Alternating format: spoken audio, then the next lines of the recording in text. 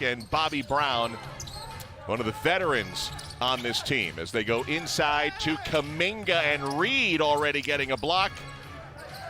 Loose ball on the floor, still loose as Kuminga didn't get possession. Get offense from their defense. They are a hard-nosed defensive team. They force steals, like to go the other way.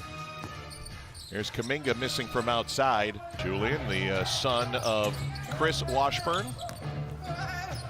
There's Kuminga. Finisher, and Coach Johnson's just telling us, the one area, if he can just have more confidence in his perimeter game in terms of his shot, it'll do him well. Kuminga missing, and he has struggled to open this game 0 for 4 thus far. Backed away on that game-sealing dunk. That's the list I want to see, the all-time team of guys you would not take a charge on. For you right here. Here he's been setting the pace. Santa Cruz, who took on Ignite back on opening day, has won 8 in a row.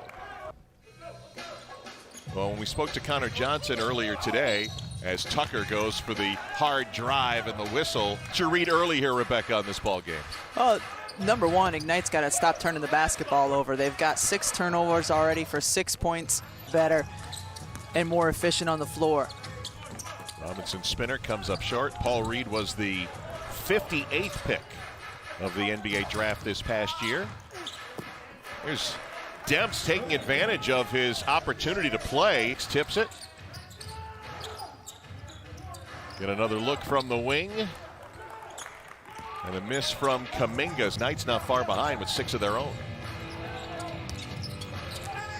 Kuminga's got some nice moves in the post, and that time gets fouled by Justin Robinson. That has a number of draft-eligible prospects, and in the G League, you get 1 free throw for your 2 points in the first 46 minutes of the game. A miss there. Through and turns over.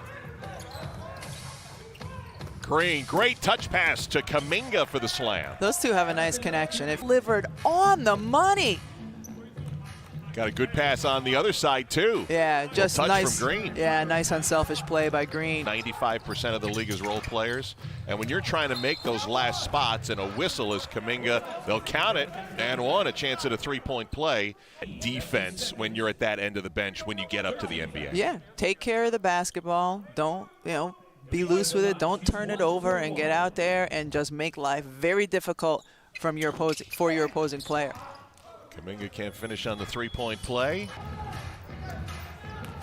Shot clock winding at 5. Nice find to Ashley. Jared Brownridge, 6'3", 200. Oh, first we're going with a nice pass from Kuminga inside. And the veteran Reggie Hearn that time. Ooh, nice high pass that Jalen Green was able to keep a hand on. In possession, loose, and now a whistle and a foul. And that changes the dimensions a little bit on this team. Yeah, sure. But they're also, of course, hoping that they get their own shot. As Brandon Ashley hits from outside, it's well mentally to see that call up. Yeah. Bone missing from outside, tapped up by Paul Reed. Man, he's a tough offensive rebounder. Great pass down low to Ashley, blocked by who else? Braxton Key. They're top 5 in assists so far in the 3 weeks.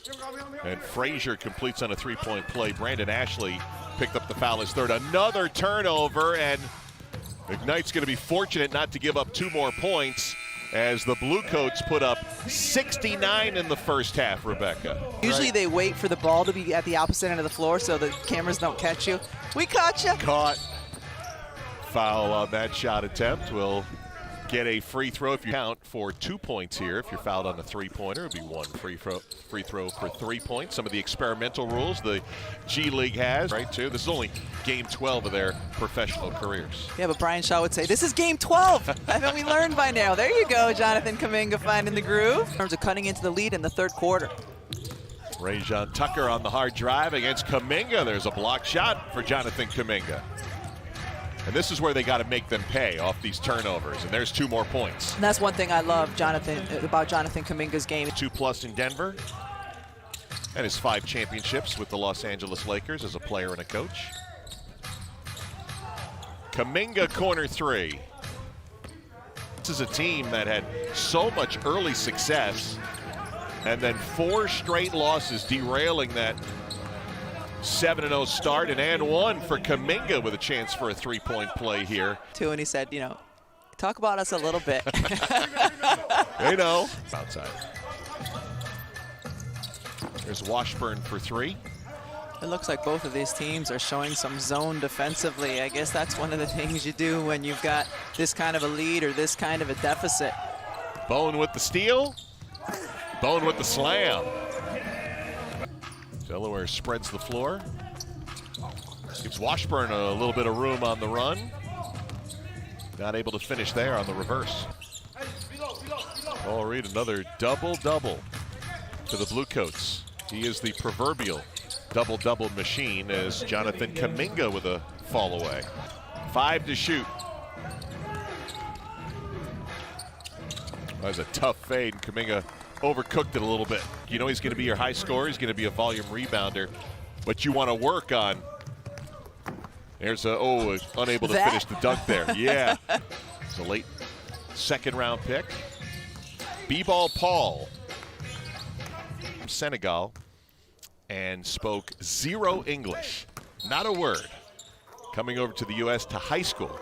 Played basketball into college. The processing thing, especially on the defensive end of the floor, and if you're trying to translate or not even understanding at all, when you're out on the floor, what your teammates are saying. As much as the other 4, he's from India, and was also dealing with the language barrier. And you're right, when you call out plays, and when you have to think even a half second to kind of translate that in your mind, sometimes the play's gone and you miss that opportunity.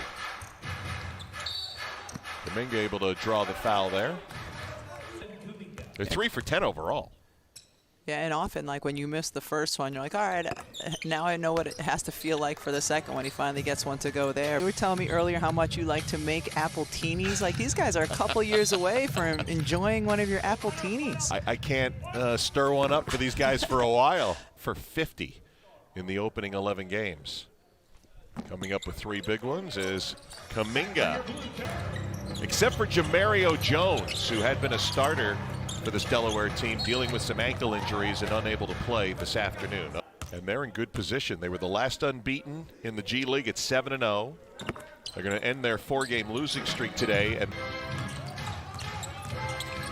final 2:45. Jarrett Jack unable to connect there. Loose ball foul against Ivan Rab that time. And Raptors 905 with a 4-game win streak, Rebecca, one of those teams in front of both Ignite and Delaware. But they only have 3 more, and they're in position to make the playoffs if they just take care of business. Nobody likes to lose big. And then a series of difficult losses, 4 in a row, dropped them down to 6th place, but a resounding victory, a 28-point win. Delaware behind 18 3-pointers. Knocked off G League Ignite, the final score of 120 to 92.